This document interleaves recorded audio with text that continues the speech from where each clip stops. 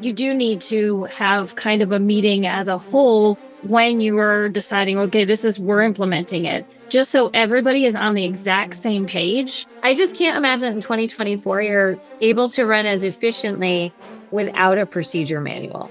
Looping the team in throughout the process is helpful, not to get them to agree or disagree or rewrite the processes or have 7 people vote on this is the way we're going to do it. But if you also break it down into bite-sized pieces as you're doing it and rolling it out, at the end you end up with a great product. Hello, everybody. Happy podcast day. Everybody loves podcast day, right? Hello. Favorite podcast day of the week. So I am joined here today with Therese Potter and Stephen Harrington Dakota.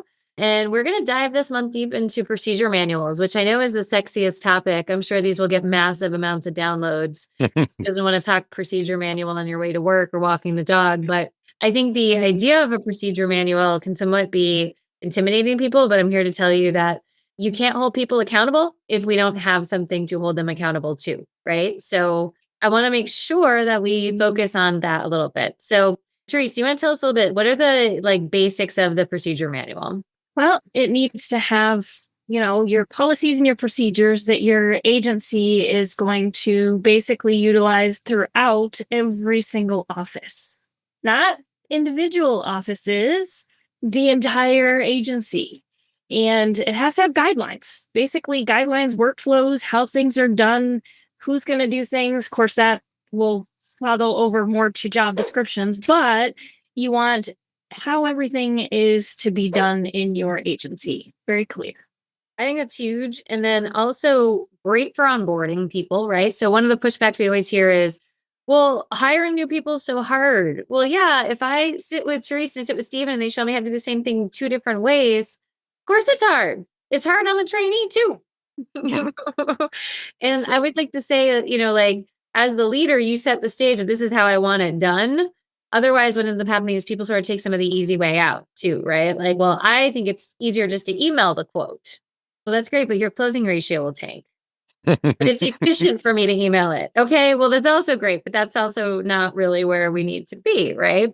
So when we think about the procedure manual, I think let's start a little bit, and I'll ping Therese again on this one. I think it's overwhelming, right? You're sitting on a blank piece of paper, looking at it and saying, what do I want people to do? And so where should agency leaders begin their process on creating the procedure manual?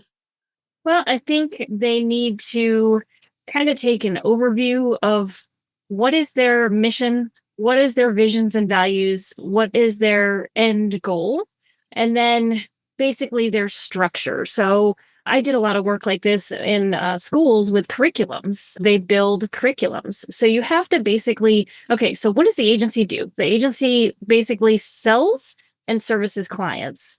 So then you have to come up with all of the processes they do to sell or service a client.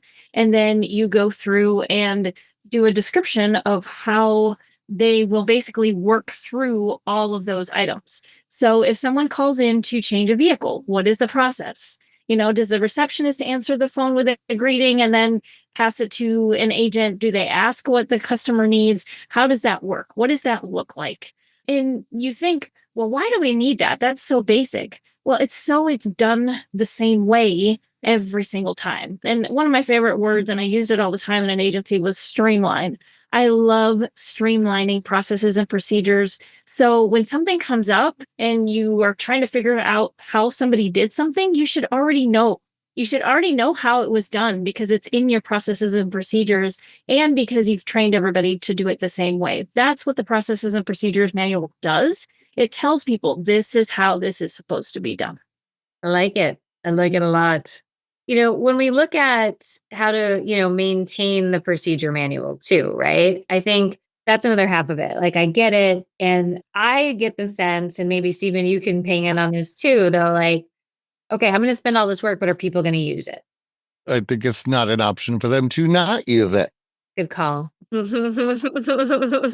mean, I think if we're putting the time, effort, and energy into it, and the answer's in it, if somebody's asking the question, we push them back to the resource, right? It's one of those, it's a kind way of training them to find the answer and where it is. But I think we also reward when they find something that's then outdated or wrong. And that's part of the maintenance of it is, hey, if you find something that's changed or a workflow that's a little different, why don't you raise your hand and let us know? And here's an incentive to do so. It's not anybody's in trouble. It's not that you're going to have to be the one to fix it necessarily, but if it's outdated, let us know and we'll update it. Or if there's another way to do it, or there's something that's not in here that you're finding, share an idea of what we need to still add.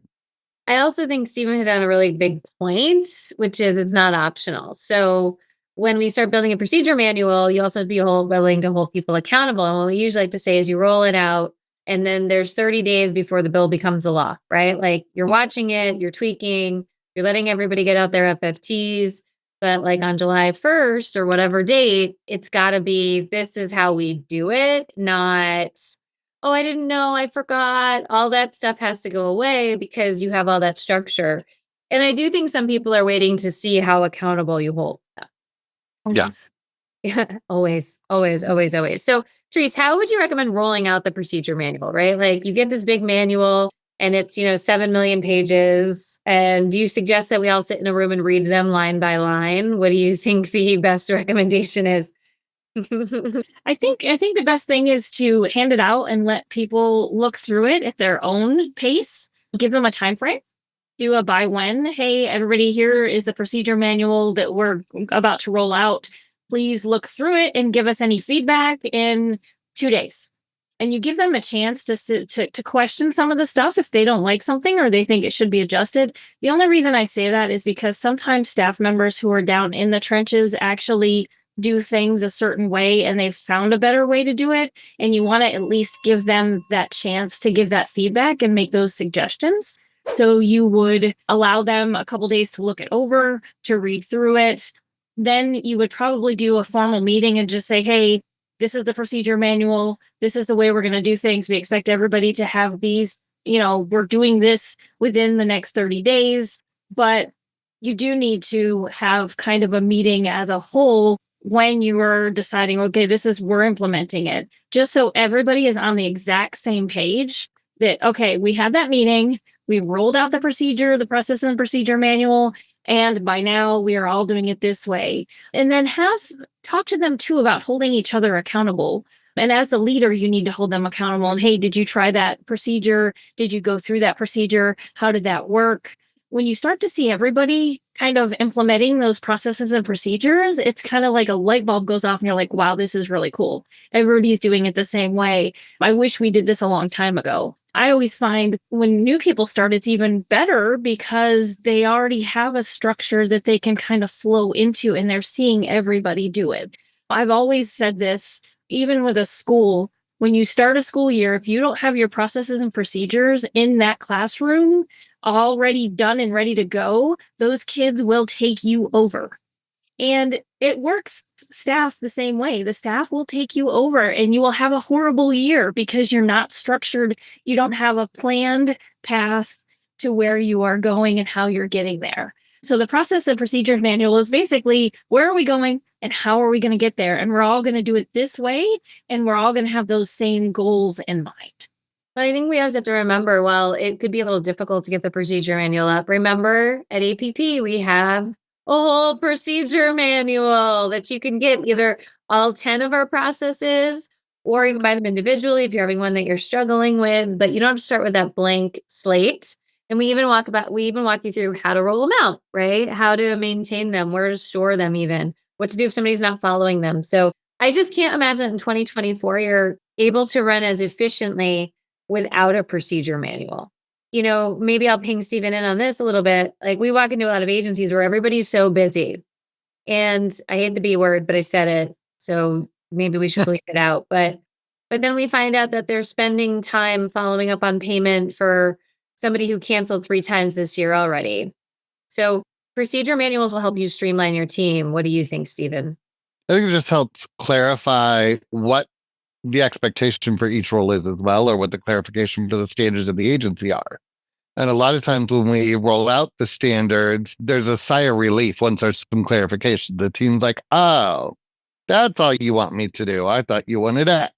So, I think that as you go through and work on this, looping the team in throughout the process is helpful, not to get them to agree or disagree or rewrite the processes or have 7 people vote on this is the way we're going to do it. But if you also break it down into bite-sized pieces as you're doing it and rolling it out, at the end you end up with a great product.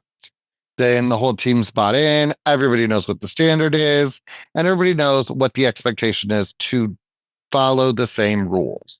Then when somebody's not following the rules, we have to look at ourselves and say, is it an us issue or is it a them issue, right? Like as leaders, do we make the wrong decision and do we need to tweak some things? Or is it there's still people that are on the struggle bus not following the rules? Oh, the struggle bus. We have to get them off the struggle bus with procedures. Yes. So I think the biggest 3, I'm going to ask everybody their favorite. What if we're sitting here in front of an agency and we have to negotiate with them on getting a procedure manual in place and they're throwing out, we don't have time. Everybody knows what to do. It's all good, Kelly. We don't need it. What do you think our top, each one of us, what is a top reason someone needs a procedure manual? Therese, I'll let you go first. You have 20 agencies and everybody's doing it their own way. So you have no idea what's happening in every single office. So I think just getting everybody on the same page, all the offices on the same page. And I know a lot of agencies that are watching do acquisitions, and it's a great place to start when you acquire an agency to give them the processes and procedures manual and say, this is how we do things. Allow them to give feedback on it, but implement it. That way they know that all the offices are going to be doing it the same way. Steven, what do you think? I think that it's important, especially if you're small and wanting to grow, to set a good foundation at the beginning. So as you're growing, you aren't having to scramble to keep up. You almost need to get ahead of the game, set the great foundation, and then you can keep building on top of it. And things are going to change that you might have to update. But once you have at least something in place, it's easier to keep building on. Good one. And I'm just going to say, I think you need the procedure manual to manage the team's time. Like, if everybody's doing a different experience, imagine going to Starbucks and everybody does their own drink. You can't be efficient and effective unless you're clear on what people should be focused on. And so I want everybody to understand that and make sure you get your procedure manual done. And don't forget, you don't have to go create one on your own. We have one and you can get it right on our website, or you can go ahead and download individual ones if you want to just do them one by one, or maybe some you don't think are the biggest issue. But when we walk into agencies, one of the things that everybody wants is processes and procedures. But they also want everyone to do it the way that they do it. So this is going to be your plan, your next step where you have to kind of reorganize that. So everybody check it out, but don't delay. I think being that it's September, it's also a great thing to maybe put on your 2025 strategic plan, right? Like, okay, even if you take one a month, okay, don't let it get so overwhelming that it bogs you down, but just take one a month and just make it awesome and everybody will appreciate it. So, all right, everybody, we will see you in our next podcast, hitting your goal with an effective new business procedure. We will see you in the next one, everybody.